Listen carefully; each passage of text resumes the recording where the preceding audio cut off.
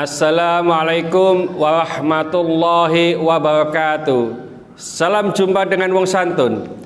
Kali ini saya ingin membahas tentang metode dakwah Rasulullah. Metode dakwah Rasulullah Sallallahu Alaihi Wasallam itu banyak terdapat di dalam Al-Quran. Di antaranya dalam ayat A'udzubillahi minasyaitonirrajim. Bismillahirrahmanirrahim. Fabima rahmatin minallah, maka disebabkan rahmat dari Allah lah, lintalahum, kamu bersikap lemah lembut terhadap mereka. Walau kunta faddon, dan sekiranya kamu bersikap keras, ghalidhon qalbi, dan berhati kasar, lam faddu min haulik, niscaya mereka menjauhkan diri dari sekelilingmu. Fa'fu anhum, maka maafkanlah mereka. Wastaghfir lahum, dan mohonkanlah ampunan bagi mereka. Wasyawirhum fil amri, dan bermusyawarahlah dengan mereka dalam segala urusan. Fa idza azamta, maka jika engkau telah membulatkan tekad, fatawakkal 'alallah, maka bertawakallah kepada Allah. Innallaha yuhibbul mutawakkilin, sesungguhnya Allah itu suka, senang kepada orang-orang yang bertawakal. Menurut ayat di atas, metode dakwah Rasulullah Sallallahu Alaihi Wasallam itu didasarkan atas 3 hal.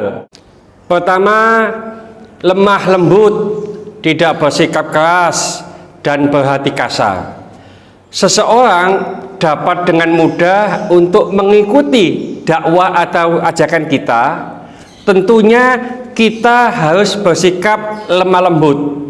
Rasulullah sebagai pendakwah nomor 1 telah memberikan contoh sebagaimana seharusnya berdakwah. Jalan yang ditempuh Rasulullah adalah jalan kelemah lembutan dan bukan sebaliknya seperti kekerasan. Dengan kelembutan hati dan budi inilah kemudian Rasulullah menuai keberhasilan dan kesuksesan besar dalam berdakwah. Berdasar atas hal ini, maka semestinya Islam tampil dengan wajah lemah lembut dan ramah. Islam ramah tentu lebih menarik hati daripada Islam kasar dan menakutkan. Bila lebih memilih pendekatan keras hati dan keras budi, maka objek dakwah akan menjauh dari diri kita. Kalau sudah demikian, bagaimana mungkin dakwah akan mencapai keberhasilan? Kedua, pemaaf dan memohonkan ampun. Pemaaf adalah sikap lapang dada dan membuka hati untuk menerima kekurangan dan kesalahan orang lain. Pemaaf juga merupakan sikap mengerti dan memahami akan hal-hal yang terjadi pada orang lain karena kesalahannya. Karena lapang dada, membuka hati, mengerti dan memahami kekurangan dan kesalahan orang lain, maka seorang pendakwah akan dengan sabar dan tulus ikhlas memberikan maaf. Memberikan maaf merupakan sikap yang masih terkait dengan lemah lembut dan lemah budi.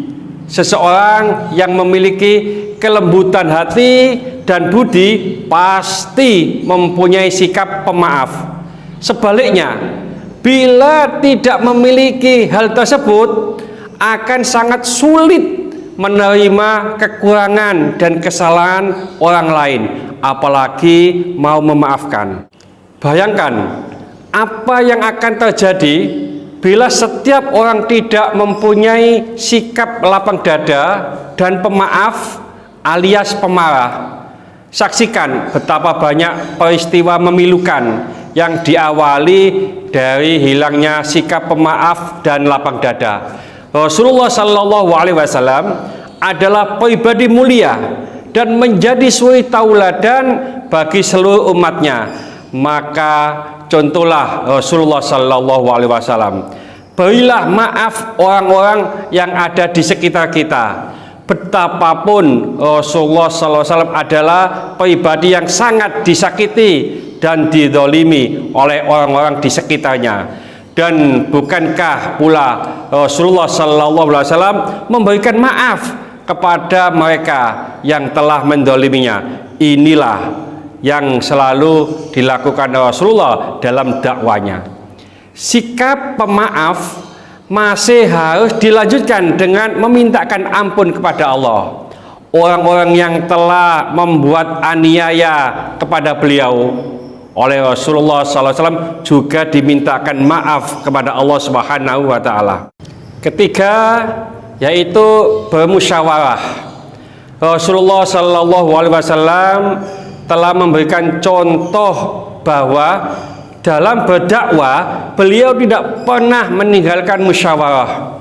Musyawarah merupakan jalan yang ditempuh Rasulullah bila hendak menyelesaikan masalah. Saking pentingnya musyawarah, di dalam Al-Quran ada yang namanya surat Asy-Syura, artinya musyawarah, yaitu surat yang ke-42. Maka para pendakwah harus berada di tengah-tengah umatnya untuk membicarakan hal-hal atau tentang urusan umat.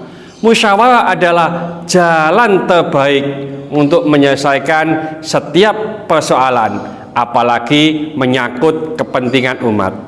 Dengan musyawarah maka akan didapatkan jalan keluar terbaik bila terdapat persoalan keumatan yang rumit.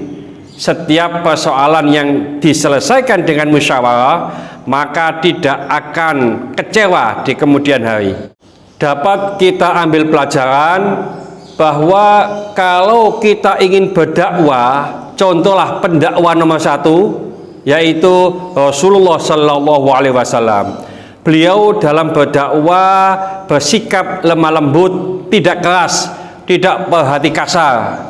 Lalu yang kedua, berlapang dada, artinya pemaaf dan memohonkan ampun kepada Allah kepada siapa saja yang menghalang-halangi, yang mendolimi dirinya, dan tidak lupa bermusyawarah dalam segala hal. Mudah-mudahan sedikit ini dibarengi hidayah oleh Allah Subhanahu wa Ta'ala. Mudah-mudahan bermanfaat bagi kita semuanya. Sampai jumpa di video yang akan datang. Akhir kalam, assalamualaikum warahmatullahi wabarakatuh. Salam wong santun.